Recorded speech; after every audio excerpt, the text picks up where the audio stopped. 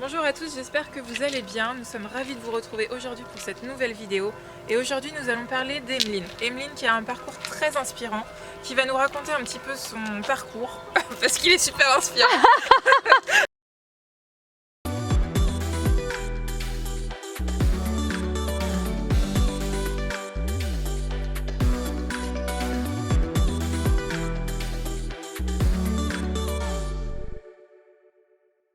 Bonjour à tous, j'espère que vous allez bien. Nous sommes ravis de vous retrouver aujourd'hui pour cette nouvelle vidéo. Et aujourd'hui, nous allons vous présenter le parcours d'Emeline, qui est une femme inspirante à succès. En effet, asset manager dans la gestion des fonds d'investissement, entrepreneuse, investisseuse dans l'immobilier et dans la crypto-monnaie, vous allez découvrir son parcours impressionnant. Vous allez découvrir comment sortir de votre zone de confort, l'importance d'apprendre tout ce que vous pouvez, le pouvoir de rêver grand, mais aussi l'importance de travailler dur pour transformer vos rêves en réalité.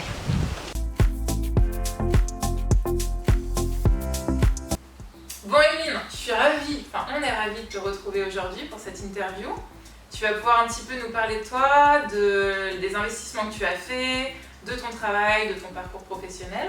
Donc sans plus attendre, tu vas nous en dire plus un petit peu sur ton parcours. Est-ce que tu peux nous raconter déjà ce que tu voulais faire quand tu étais un peu plus jeune, ton parcours à l'école et puis pourquoi tu en es arrivé jusqu'ici? Mon enfance, donc déjà je vivais en banlieue dans le 95, à Daumont plus exactement.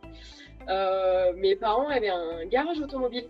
Ils travaillaient beaucoup, de 8h à 20h à peu près, donc je les voyais pas beaucoup et je pense que ça m'a permis de devenir autonome assez rapidement. Mes parents avaient acheté une maison secondaire en Normandie, à côté de Dieppe.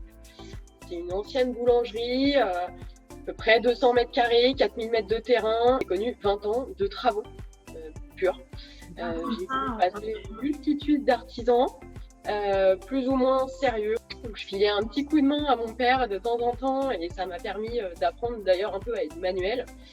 Mais clairement, c'est pas du tout ce qui me destinait aux rénovations. Mes parents étaient commerçants, donc bien sûr, j'avais une fibre business de base, mais j'étais pas du tout focus investissement ou développement personnel.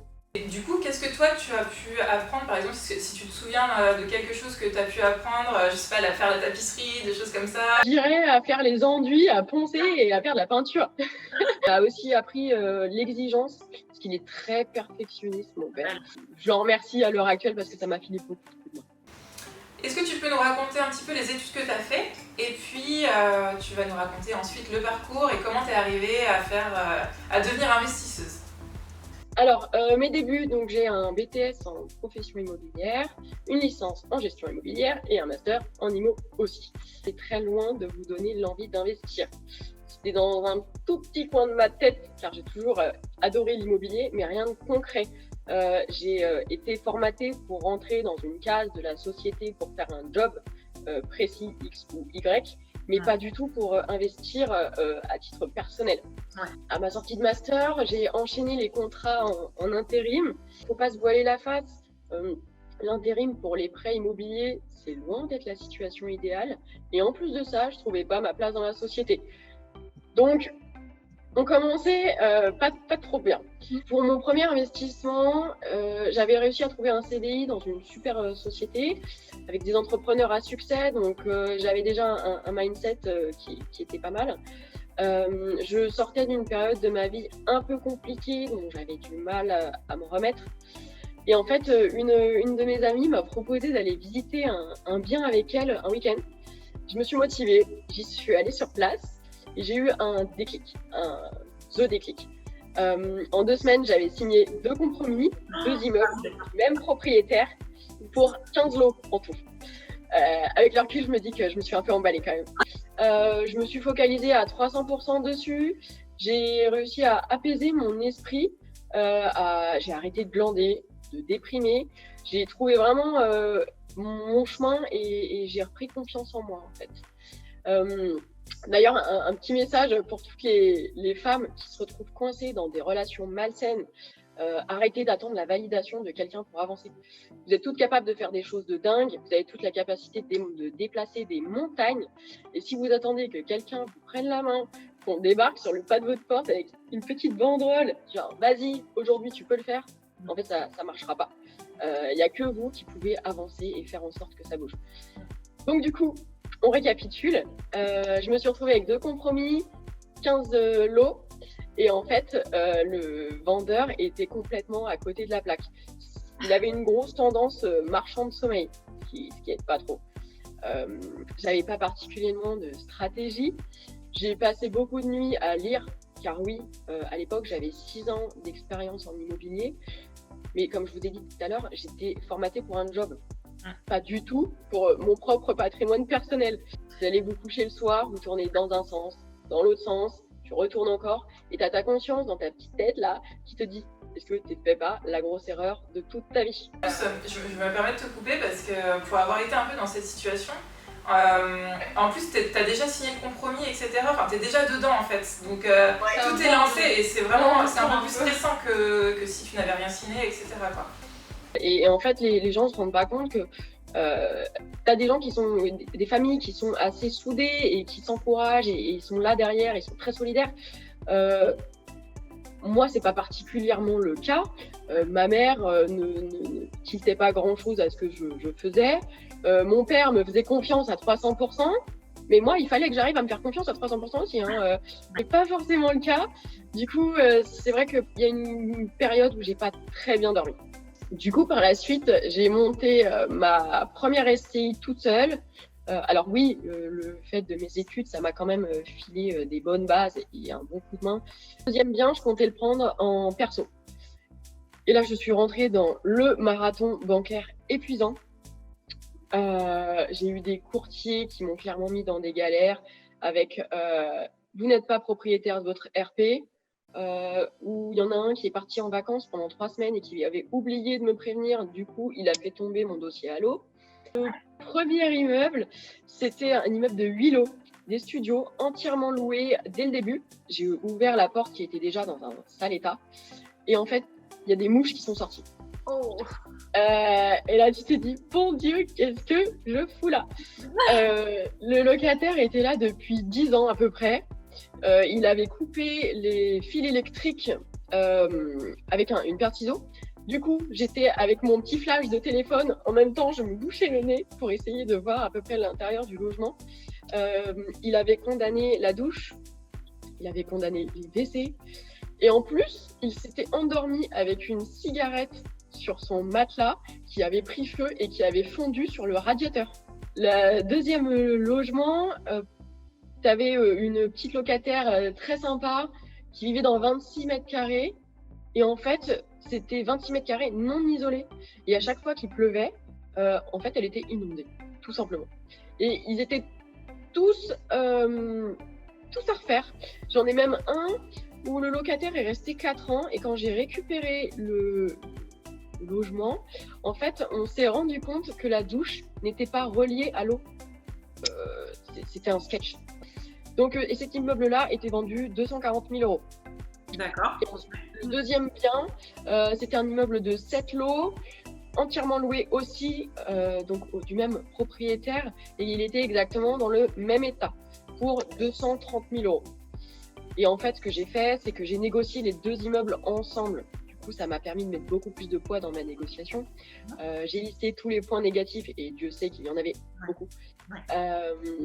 Et en fait, c'est assez compliqué dans ces moments-là parce que lui, étant une grosse tendance marchand de sommeil, mais il pensait que ses biens étaient fabuleux et que tous ses locataires étaient très contents. Donc, faire entendre à quelqu'un qu'en fait, non, ce qu'il fait, c'est pas bien et qu'il va falloir négocier le prix parce que moi, je vais pas l'acheter ce prix-là, ça a été assez long.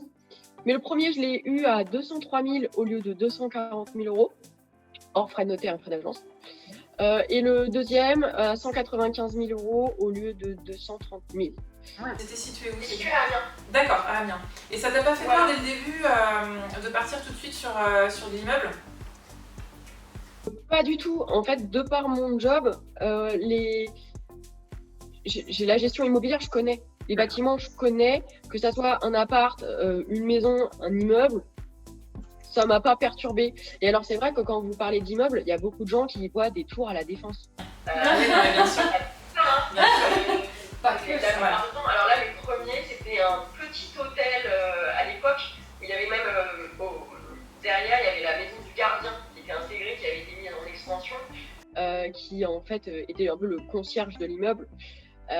Et l'autre, c'était une grande maison qui avait déjà été divisée à l'époque. D'accord. Donc, faut pas s'emballer non plus. Ça reste, il y a un peu de surface, mais c'est pas des immeubles de bureaux parisiens comme on peut avoir l'habitude de voir. Ok. Et du coup, Par rapport à ta question sur le budget, oui.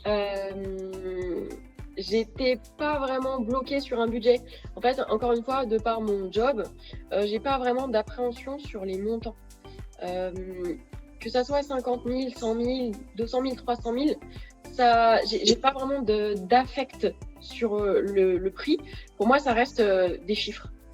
Et d'ailleurs, ça me facilite la vie. Et je pense que c'est pas évident pour tout le monde. Mais ça m'a beaucoup aidé.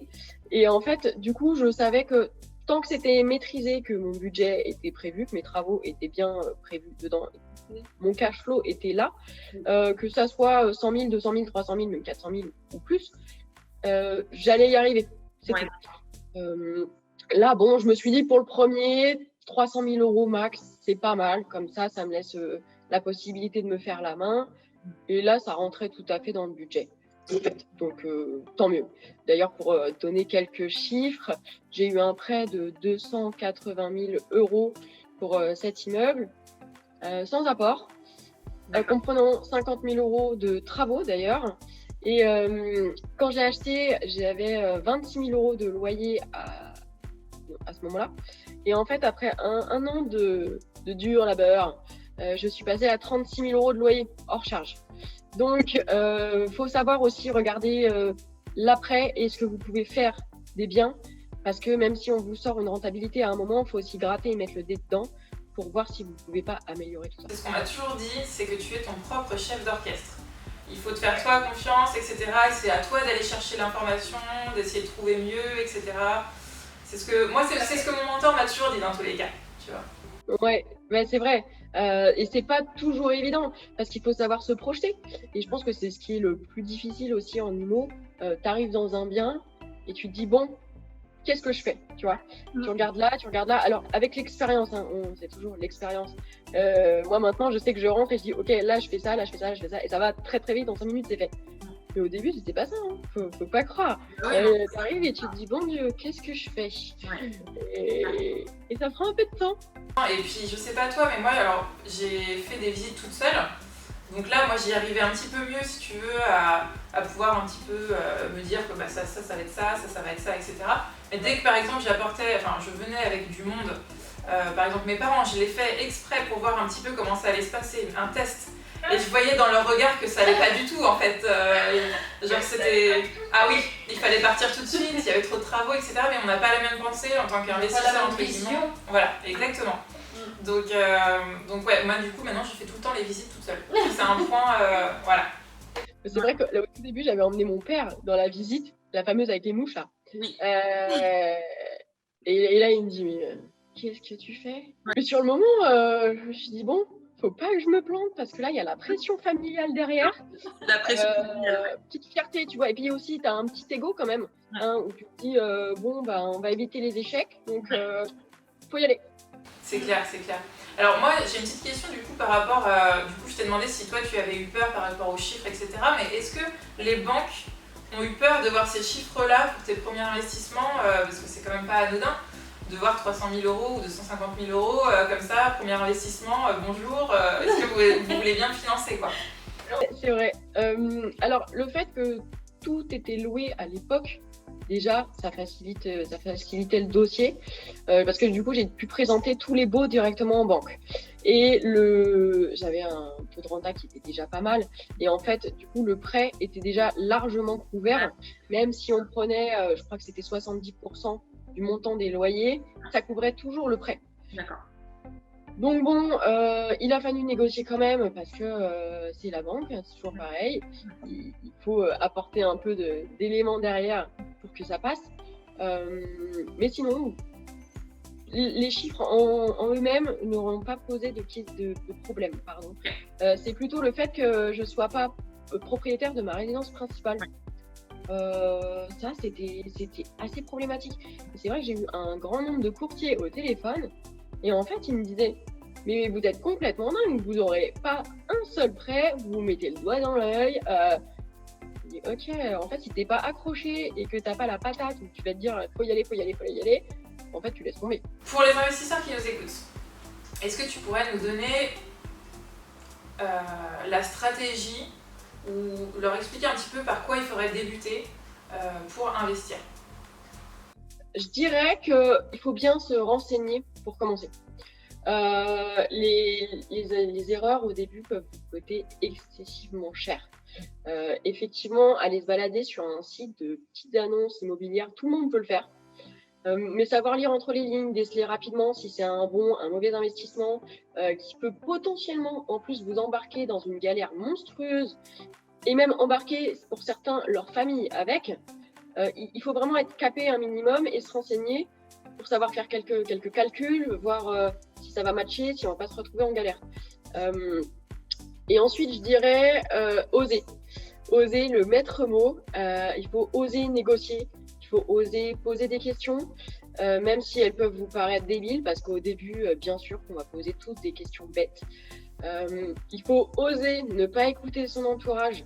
Parce que oui, le cousin Kevin qui pense être le super investisseur du monde, mais qui en réalité sort 300 € de sa poche parce qu'il a financé son Pinel et que ça marche pas, non, c'est pas forcément le meilleur investisseur du monde.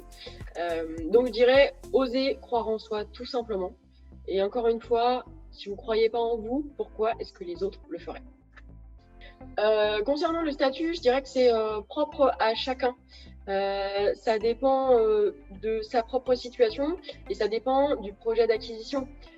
En réalité, un appartement en meublé avec des travaux en nom propre, c'est un excellent début, mais 3 lots non meublés, sans travaux, en SCI à l'IS, c'est aussi génial. Et il y a plein de possibilités, donc c'est compliqué de dire sur quoi aller dès le début comme ça. Ça dépend vraiment de la situation personnelle de la personne. De l'environnement aussi, je pense, d'où est-ce qu'on cherche aussi, etc. Voilà. Absolument. Et du budget. Oui, tout à fait. Et je dirais que le premier investissement, il est très important. Il faut vraiment qu'il soit maîtrisé et réfléchi, parce que vous pouvez rapidement vous retrouver dégoûté de l'immobilier. C'est pas l'idée. Je dirais que s'embarquer sur un premier bien avec 130 000, 150 000 € de travaux, c'est pas forcément le meilleur plan. Vous allez avoir dans tous les cas des galères. Avec les travaux, il y a toujours des surprises. Vous allez choper de l'expérience tout le temps, au quotidien.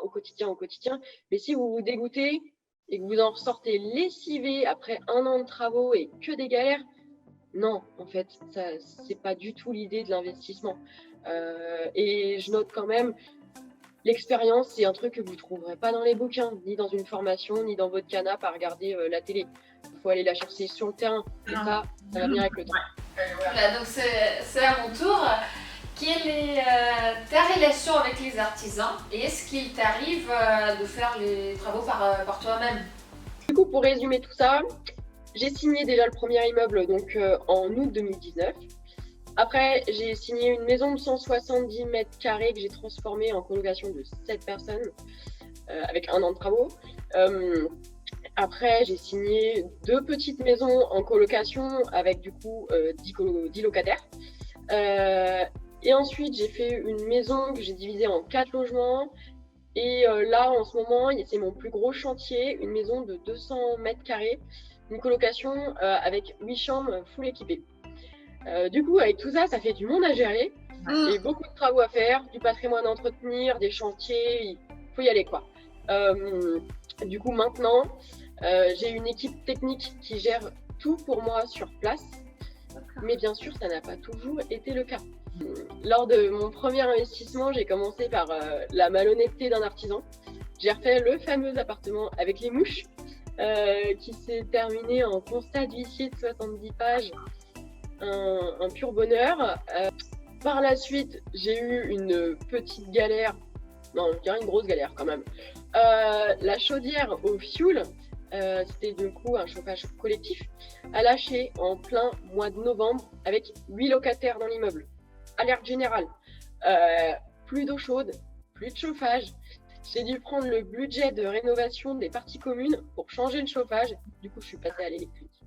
J'avais plus le budget pour refaire les parties communes.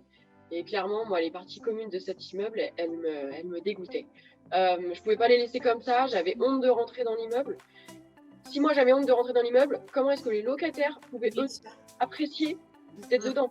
Et un locataire qui se sent bien, c'est un locataire qui reste. Fallait que je le fasse, mais mon budget commençait à être un peu limité. On m'a donné un contact du coup pour faire ça. J'ai mené une petite enquête sur internet et oui, les filles, on est très très douées pour ça. Je l'ai appelé l'artisan et en fait on s'est mis d'accord. Lui, il était dans une période compliquée de sa vie. Il n'avait pas énormément de boulot. Moi, de mon côté, j'avais du mal à faire confiance. Et du coup, on a dit OK, on y va. Sauf que moi, je faisais plein de petits virements, genre 800 € par 800 €, tellement j'avais peur de me faire avoir en fait. Et en fait, je lui ai laissé du coup la rénovation de tous mes appartements les uns après les autres par la suite. On a vraiment développé une vraie relation de confiance. Et moi, je le considère nullement comme un simple prestataire. C'est un partenaire où je sais que je peux compter sur lui à 300%. Je fais toujours en sorte que ça soit gagnant-gagnant. Je me vois pas rincer les devis complètement où lui, je vais lui bouffer toute sa marge. L'idée, c'est qu'il puisse vivre. Moi, ça m'arrange. Lui, il peut vivre. Tout le monde est content. Sa femme, elle aimait pas vraiment son job. Et en fait, je lui ai proposé de devenir auto-entrepreneur. Et du coup, elle gère toutes mes visites, les états des lieux d'entrée, les états des lieux de sortie et les entretiens des parties communes, du coup, les ménages. Donc, j'avais un peu constitué l'équipe et ça avançait plutôt pas mal comme ça. Du coup, je l'ai aidé à monter sa société. J'ai appuyé les échanges comptables. J'ai fait les calls RH pour obtenir le maximum d'aide pour lui. J'ai aussi monté l'équipe de à peu près 8 personnes pour lui filer un coup de main. J'ai appelé plus de 50 candidats par téléphone. J'ai appris beaucoup. C'était complètement dingue. Et du coup, la société est montée, il y a du monde dedans, ça tourne. Et je lui souhaite vraiment tout le bonheur du monde et je pense que ça sera un chef d'entreprise à succès sans problème. Il le mérite et il avait besoin d'un petit coup de pouce. Moi j'étais là, j'ai pu filer, c'est avec plaisir et maintenant ça va matcher.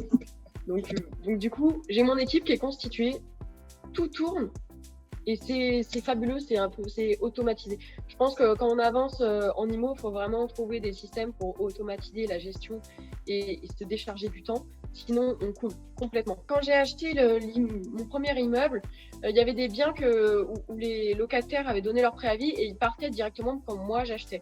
Et en fait, les entreprises travaux n'étaient pas forcément disponibles de suite. Et moi, je ne voulais pas perdre de temps et de loyer. Du coup, mon papa m'a filé un petit coup de main pendant 2 bons mois. Moi, j'y allais tous les week-ends. Donc, c'est aussi des sacrifices. Et on a fait tout ce qui est peinture, enduit, les plaintes, tous ces petits trucs-là. Mais par contre, ça a duré 2 mois. Maintenant, c'est terminé. Depuis 2019, je ne fais peu de travaux. Moi, je monte des meubles, je mets des tableaux, j'installe des télés au mur, je fais tous ces petits trucs-là d'aménagement. J'ai déjà une vie à 300 à l'heure, un job, quasiment 40 locataires. C'est mort, je ne fais rien d'autre. Une autre question, donc comment s'organise ton quotidien quand on est une investisseuse acharnée? Le quotidien, je dirais que mes journées sont à rallonge. C'est vrai qu'avec mon job, ma vie d'investisseuse, je pense qu'il me faudrait au moins 48 heures dans une seule journée pour réussir à tout faire. Je dirais que je ne fais pas que de l'immobilier, donc je suis quotidiennement mes positions en bourse, sans pour autant passer des ordres, mais uniquement par plaisir. Idem pour la crypto-monnaie, c'est un monde que j'aime aussi beaucoup. Je fais du sport régulièrement. Je lis beaucoup de livres de développement personnel et je vous invite à le faire parce que ça a vraiment changé ma vision de la vie. J'ai mon équipe au téléphone quasiment tous les jours. C'est rapide, mais c'est un suivi régulier et faut y aller. J'échange avec mes associés sur les sujets du moment. Parfois, j'ai des pics d'activité. Typiquement, là, dernièrement, j'ai posté une annonce. J'ai reçu 37 appels en quelques heures. C'est la guerre, tout le monde s'excite et il faut y aller. Et certains jours, il se passe absolument rien. C'est calme. c'est aussi très agréable. Et c'est vrai que je partage ma vie avec une personne fabuleuse qui est un entrepreneur acharné aussi. Du coup, on échange beaucoup ensemble et en fait, je dirais que c'est très important d'avoir un binôme au quotidien qui nous comprend. C'est très motivant.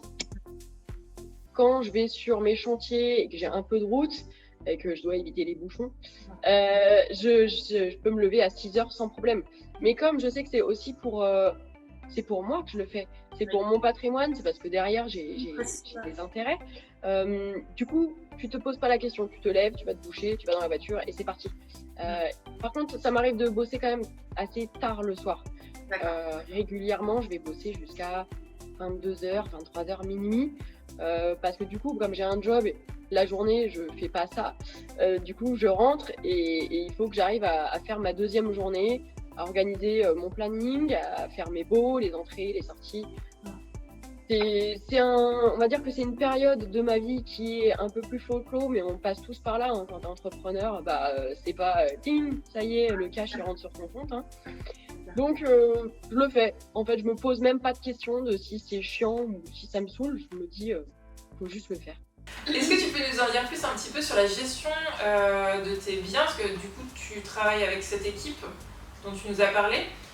Est-ce que tu as pensé notamment à utiliser au début une agence de location immobilière ou...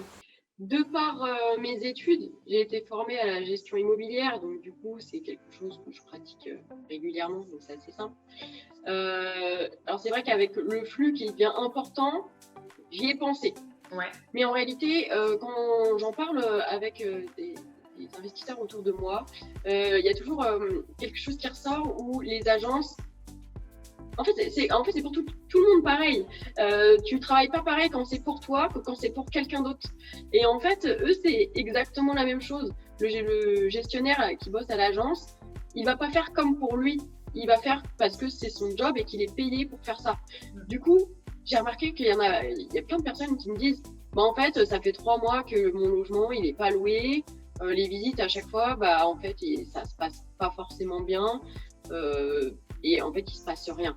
Et j'ai pas envie pour le moment. Je veux vraiment que mes chiffres ils soient optimisés au maximum. Donc, je préfère travailler un peu plus tard et organiser mon truc plutôt que confier tout ça à une agence. Quand tu passes par une agence, par exemple, typiquement là, j'ai une colocation où j'ai eu une fuite. La douche la chambre du dessus dans une colocation a fui et c'est passé par le plafond de la chambre du dessous. Tu passes par une agence, tu en as pour 1 à 2 semaines avant que le problème soit potentiellement résolu. Ça a eu le temps de te pourrir tous les murs et c'est une vraie galère. Moi, je passe un coup de fil. Dans la journée, il passe. Le lendemain, c'est réglé. Je préfère bosser comme ça et j'ai beaucoup plus confiance. J'ai une seule personne en direct. J'ai pas plusieurs interlocuteurs d'une agence où t'appelles, t'as une chance sur 2 que ça tombe sur le répondeur parce qu'il a pas envie de te répondre.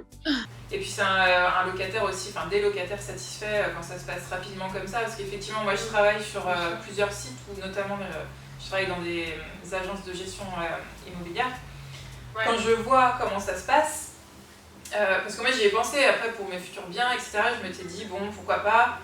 Peut-être pas tout de suite parce que c'est important aussi d'apprendre de soi-même comment gérer, etc. aussi. Mais quand je vois comment ça se passe, ça me donne vraiment pas envie. Pour le pourcentage, on va dire, qu'on paye, enfin qu'on leur donne en tout cas, c'est pas rapide du tout, ils sont en galère tout le temps et les locataires font que d'appeler parce qu'ils sont mécontents. Voilà. Et du coup, après, ils partent. Et ils partent, voilà. Donc, c'est pas le but. Donc vraiment, monter sa propre équipe, ça vaut le coup. Et je pense que même trouver quelqu'un qui s'occupe du ménage de l'immeuble, vous allez trouver des personnes qui sont aussi auto-entrepreneurs. Et en fait, il y a juste à communiquer. Hein. C'est toujours la même chose. Vous dites, et si du coup on trouve un compromis pour que vous puissiez faire les visites et puis les états des lieux, est-ce que vous seriez d'accord pour le faire? Et en fait, hop, boum, t'as trouvé un partenaire. Alors, bien sûr, ça peut mal se passer et tu switches et tu trouves quelqu'un d'autre. Mais déjà, t'as trouvé quelqu'un qui fait le ménage, qui peut potentiellement s'occuper de changement de drap si c'est de la location durée, si tu fais les visites, si tu as des lieux d'entrée, de sortie, déjà tu te libères du temps. Et il faut juste que la communication soit simple, quoi. Maintenant, on va un petit peu parler de toi et de la femme que tu es. Est-ce que, est-ce que tu peux nous dire voilà, si c'était difficile pour toi le fait que tu sois une femme qui soit investisseuse, qui soit dans l'immobilier, ta relation avec les gens, etc. Est-ce que tu as eu des difficultés par rapport à ça? Personnellement, j'ai grandi dans un environnement assez masculin. Du coup, les voitures avec l'automobile de par mes parents, j'ai toujours aimé les jeux vidéo, particulièrement les jeux de guerre. Ouais. Je faisais aussi des sports de combat. Du coup, j'ai toujours été habituée à me créer une place dans un univers où les femmes ne sont pas en majorité. Donc, ça me pose vraiment aucun problème, bien au contraire. S'il y a bien un truc que j'ai compris et qui m'a permis de beaucoup évoluer, c'est qu'il faut oser. En fait, vous voulez une réduction sur les honoraires, demandez-le. Tu trouves que ton expert comptable, il s'est un peu emballé sur les tarifs, bah dites-le. Vous faites des travaux et vous trouvez que la peinture, elle n'a pas été super bien faite, et bah faut le dire aussi. Je pense que beaucoup de femmes se mettent en position d'infériorité parce que l'immobilier, c'est un métier d'homme, la finance, c'est un métier d'homme, les travaux, oulala, c'est un métier d'homme. Mais en fait, c'est simplement les limites que vous vous mettez dans votre esprit qui vous empêchent d'avancer. Et ça, c'est pour les hommes, mais comme pour les femmes. La société, elle a évolué. Et si vous restez à regarder le train passer sans monter dedans, bah en fait, il part sans vous. Pour moi, une femme, pour moi, personnellement, être une femme, c'est vraiment une force.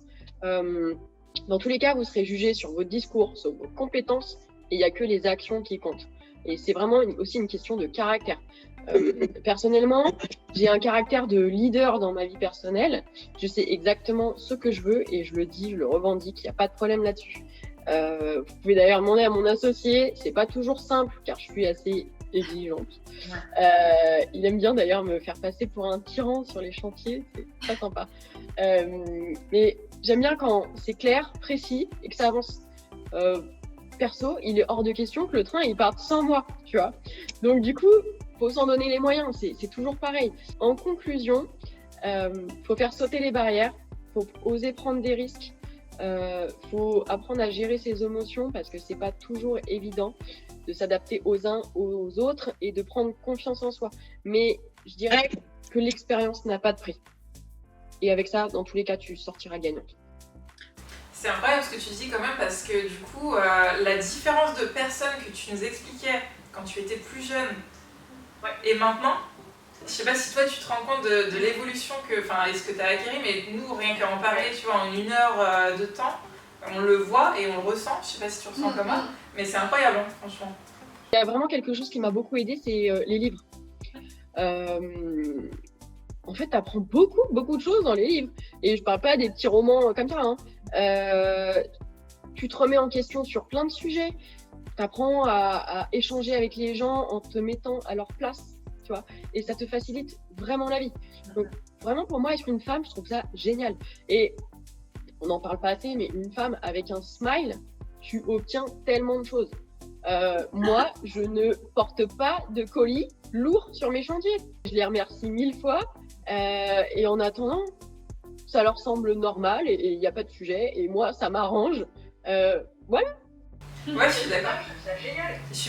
Tu vois, t'es pas la première à dire ça. Je l'ai entendu, mais d'hommes qui m'ont dit, Elodie, prends en compte que tu es une femme et montre que tu souris, etc. Et en fait, tu vas voir, ça va aller dans ton sens en fait. Ouais. Mais on me l'a dit pas mal de fois. Vraiment, la vie au quotidien, c'est génial. Et l'assurance aussi, l'expérience que tu as aussi acquérie montre aussi, tu vois, la confiance que tu as. Et je pense que les personnes doivent aimer aussi. Ça doit se ressentir aussi avec les relations que tu as. Ouais. Oui, ça c'est clair. De toute façon, quand tu sais de quoi tu parles, tu maîtrises ton sujet, tu vas dans la direction. C'est vraiment dedans. Les gens, ils te suivent. Hein. Alors, pour les femmes qui nous écoutent et qui veulent également investir, entreprendre le business, quelles compétences tu penses qu'il soit nécessaire d'avoir ? dirais il faut du courage, il faut être sûr de soi, il faut avoir la force de y aller et de ne pas prendre en compte les remarques négatives de son entourage. Ça, je pense que c'est très important et c'est pas évident. On fait tous des erreurs, moi j'en ai fait, vous allez en faire et le monde entier en fera.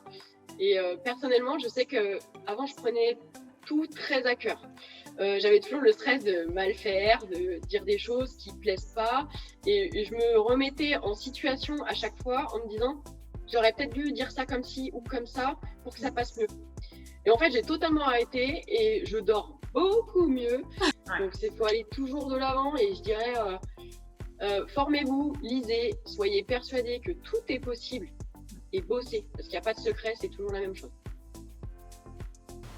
Pour terminer notre petite interview, est-ce que tu pourrais donner un conseil à toutes ces femmes pour les aider à se lancer, que ce soit pour des petites choses ou des plus grosses choses. Mais voilà, un conseil pour commencer. Je vais me répéter, mais je pense que si vous ne croyez pas en vous, qui pourra le faire? C'est terminé l'homme à la maison qui gère les investissements, le compte bancaire, c'est complètement has-been. Tu veux ouvrir un PEA, fais-le. Tu veux ouvrir un compte titre, fais-le. Tu veux investir en bourse, fais-le. La vie, elle est pleine d'opportunités tout le temps, toutes les semaines. Et si vous ne vous laissez pas la possibilité d'évoluer et de saisir les opportunités, comment vous pouvez avancer? Donc je dirais, bougez vos fesses. Je suis sûre que vous êtes toutes des nanas super. Mais le temps, il passe très vite. Et l'idée, c'est quand même de le faire travailler en votre faveur.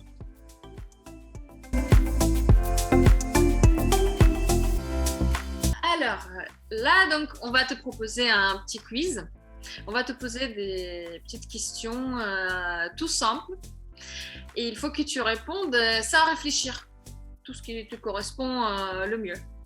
Attention, les questions peuvent être bien professionnelles ou personnelles. T'es prête? Ok. Ouais. C'est parfait. Homestaging ou refait à neuf? Homestaging. Le magasin où tu achètes le plus en ce moment? AliExpress. Ah, intéressant. Destin ou chance? De quoi? Destin ou chance? Échec, bug. Destin. Backpacker avec ton van ou hôtel 5 étoiles? Oh, les deux. Backpacker pour certains moments et hôtel 5 étoiles quand j'ai vraiment envie de rien faire. Là, je pense savoir la réponse, mais voilà. Immeuble de rapport ou colocation? Immeuble de rapport. Et l'idéal, c'est de mélanger les deux. Combien de café bois-tu par jour? Un. Ah, t'es soft. Ouais. Ouais, c'est bien. Avant, j'en buvais plus et je me suis dit que c'était pas bon pour la santé. Du coup, ouais, c'est vrai. French kiss ou French fries? Oh, French kiss. Le dernier livre que tu as lu? L'homme le plus riche de Babylone. Seul en vinyle ou parquet? Parquet. Pour travailler, tu t'es plutôt du matin ou du soir? Les deux. Pas le choix. Une chose qui te rend heureuse? Le cash. Oh. Eh ben, j'ai envie de te dire, c'est dans la poche. Trop bien. Nous te remercions pour ton temps. J'espère que tu as bien apprécié notre entrevue et merci beaucoup. Et bon, merci à vous.